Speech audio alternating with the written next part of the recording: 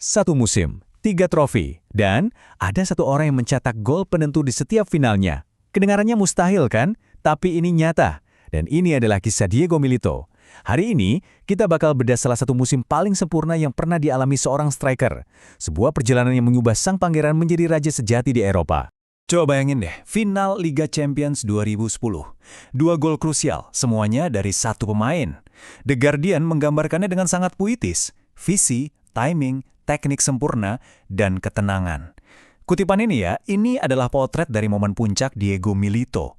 Momen di mana ia sendirian menaklukkan Eropa untuk Inter Milan. Momen ini, final melawan Bayern Munich. Ini bukan sekedar pertandingan biasa. Ini adalah panggung penobatan. Bagi seorang pemain yang perjalanannya seringkali diremehkan, malam itu adalah malam di mana Il Principe, sang pangeran, akhirnya mengklaim mahkotanya. Omong-omong, kenapa sih dia dijuluki Il Principe? Artinya kan sang pangeran. Nah, julukan ini bukan cuma karena dia keren di lapangan. Julukan ini awalnya muncul karena wajahnya itu loh, mirip banget sama legenda Uruguay Enzo Francescoli. Tapi lama-lama, nama itu jadi pas banget buat gaya mainnya yang elegan di kotak penalti. Tapi, tunggu dulu. Sebelum jadi raja di Inter, Milito itu bisa dibilang seorang pengembara. Kisahnya adalah tentang bakat luar biasa yang seolah-olah tersembunyi, padahal dia konsisten banget cetak gol di klub-klub yang, bukan klub raksasa. Yuk kita lihat gimana perjalanannya sampai ke puncak.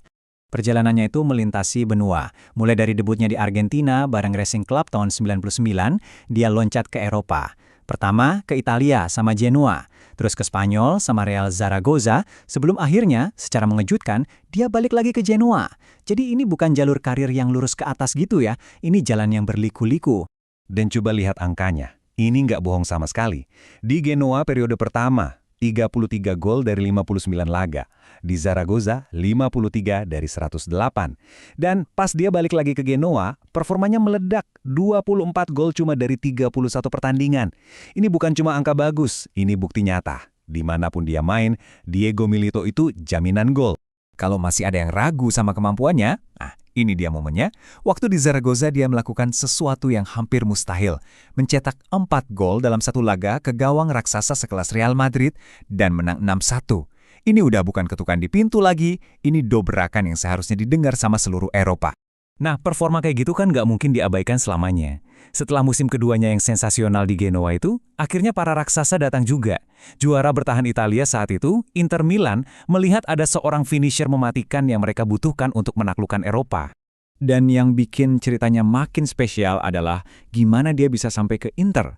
Jadi sebelum musim fenomenalnya itu, dia sebenarnya punya banyak pilihan. Dia bisa aja ambil tawaran yang lebih besar dari klub lain, tapi dia memilih untuk balik ke Genoa, klub yang dia cintai. Loyalitasnya itu dibayar lunas dengan performa luar biasa, yang akhirnya bikin Inter nggak bisa berpaling. Dan disinilah legenda itu benar-benar lahir. Musim 2009-2010, Inter Milan di bawah komando Jose Mourinho memulai perburuan 3 gelar bersejarah. Dan Diego Milito, dia adalah ujung tombak dari segalanya. 30. Ingat angka ini. 30 gol di semua kompetisi. Tapi ini bukan cuma soal kuantitasnya. Ini tentang kapan gol-gol itu dicetak. Di momen-momen paling krusial, di saat-saat paling genting, Milito selalu ada di sana untuk jadi pembeda. Inilah yang bikin dia abadi di hati fans Inter.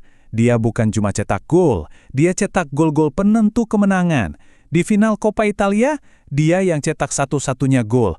Untuk ngunci gelar Serie A di pertandingan terakhir, golnya dia juga yang jadi penentu. Dan di panggung termegah, final Liga Champions, dia cetak 2 gol.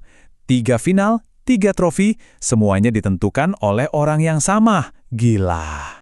Luar biasa kan? Jadi, apa sih yang bikin dia begitu mematikan? Yuk, kita bedah sedikit gaya bermain Il Principe yang bikin dia jadi striker yang begitu efektif. Jadi, dia itu bukan spesialis, dia paket lengkap. Gerakannya cerdas, bisa buka ruang yang kelihatannya nggak ada, tapi aset terbesarnya, ketenangannya itu loh. Dingin banget. Di tengah kekacauan kotak penalti, dia seolah punya waktu lebih banyak dari pemain lain. Kaki kanan, kaki kiri, sundulan, semuanya sama mematikannya. Dia adalah seorang finisher sejati. Goal.com merangkumnya dengan sempurna. Profesinya adalah sepak bola, dan spesialisasinya adalah gol. Dia mungkin gak punya trik-trik yang aneh-aneh, tapi dia punya sesuatu yang jauh lebih berharga.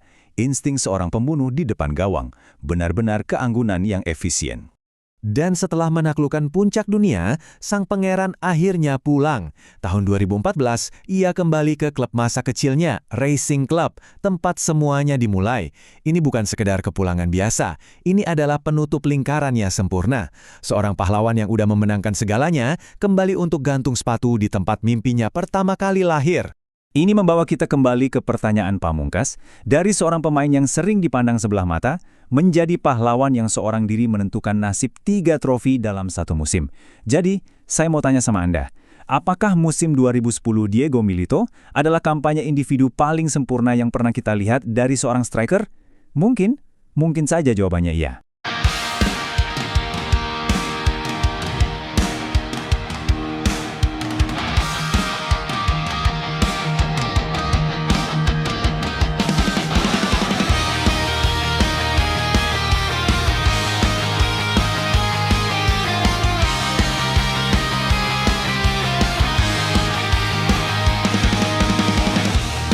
Di sudut lapangan, rumput basah senja, nomor punggung yang berdebar.